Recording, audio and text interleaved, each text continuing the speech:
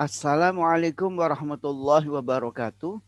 Di sesi kedua dari pembahasan PID controller tuning, kita akan coba menggabungkan ketiga jenis pengendali P, I, dan D dalam satu gabungan 2 atau 3 pengendali. Tentu kita bisa menggabungkan antara 3 jenis controller tadi. Jadi kita bisa menggabungkan antara P, I, dan D menjadi yang pertama adalah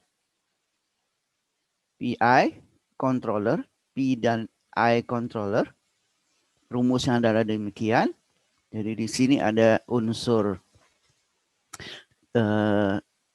P, ini adalah unsur P, ya. Kemudian ini adalah unsur I controller. Jadi ini PI controller. Ini jenis pertama. Yang berikutnya adalah P dan D menjadi PD controller. Rumusnya adalah sedemikian. Jadi MV-nya adalah ini adalah P, ini adalah D. PD controller.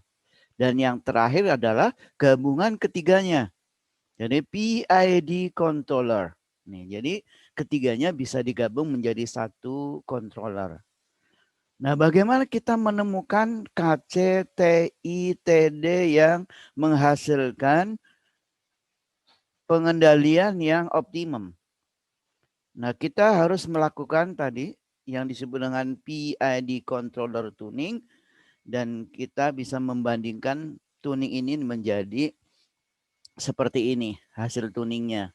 Jadi kalau kita menggunakan tidak menggunakan controller atau no control ini di sini, ya.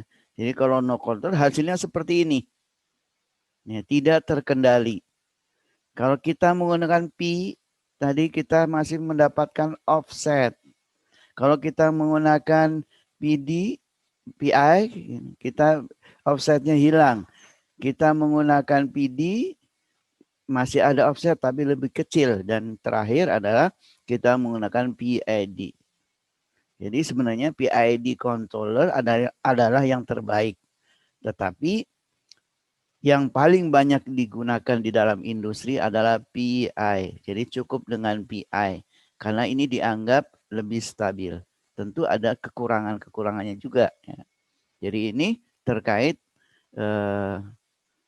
ini yang paling banyak ya digunakan. Ini terkait dengan gabungan 3 jenis controller. Ya. Ini di industri yang paling banyak.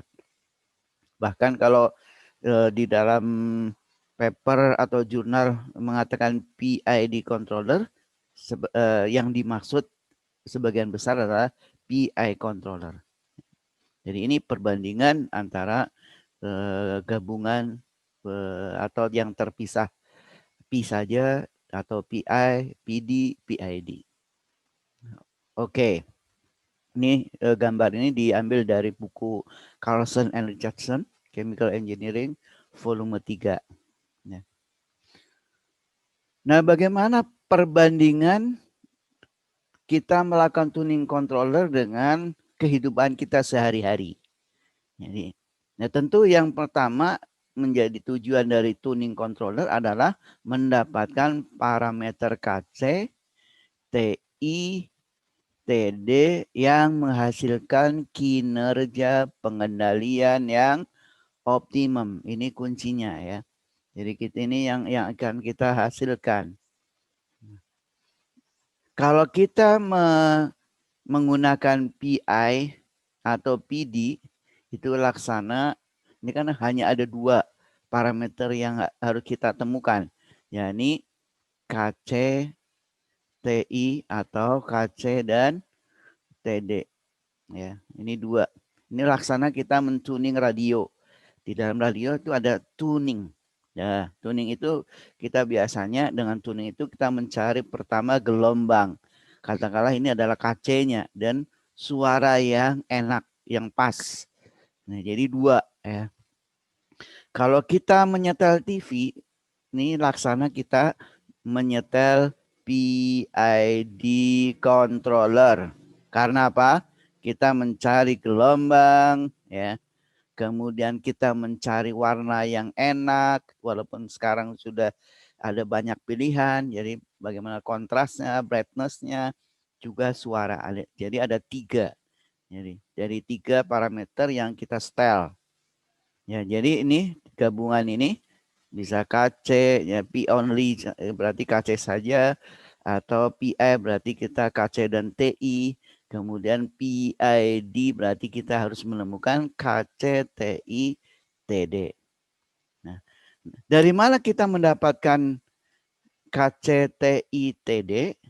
Tentu basisnya diantaranya adalah hasil identifikasi sistem yang sudah kita bahas sebelumnya. Yang dimana hasilnya adalah FOPDT model atau first order plus datem. Ini jadi ini hasil dari identifikasi. Jadi yang hasilnya adalah sebuah model. Kita sudah menemukan KP-nya berapa, tahunnya berapa, dan theta. Basisnya diantaranya adalah ini. Kita bisa menggunakan berbasis untuk menemukan KC, TI, dan TD. Ya, ini kita bisa menggunakan metode Ziegler-Nichols yang berbasis PRC. Jadi kita menemukan ini, dan ini. Tergantung jenis controller yang dipakai. P, PI, dan PD. Ini adalah rumus masing-masing. Ya, ini adalah rumus masing-masing untuk menemukan nilai KC, TI, dan TD. Sekali lagi basisnya adalah model yang sudah kita temukan, yakni FOPDT. Bentuknya tadi sudah disebutkan, dan di sebelumnya kita sudah menemukan bahwa KP-nya adalah minus 1,566, kemudian tahunnya adalah 0,2325, sedangkan tetanya adalah 0,0525. Kita bisa melihat di Excel yang sebelumnya. Ini adalah hasilnya. Dari pemodelan empirik ini kita mendapatkan hasil seperti ini. Nah, angka-angka inilah yang akan kita masukkan di persamaan ini. Jadi persamaan ini kita memerlukan angka KP, angka theta, dan tau. Kalau TI menggunakan theta, begitu pula untuk TD. Jadi kita bisa menghitung berdasarkan ini. Ya. Jadi kita bisa menghitung, kita bisa menggunakan bantuan Excel juga untuk menentukan berapa angkanya.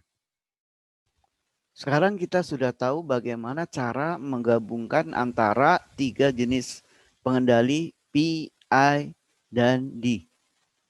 Kemudian juga kita sudah mengetahui cara kita mendapatkan KC, TI, dan TD menggunakan PRC basisnya dan menggunakan rumus Ziegler-Nichols. Selanjutnya kita akan hitung menggunakan Excel. Wassalamualaikum warahmatullahi wabarakatuh.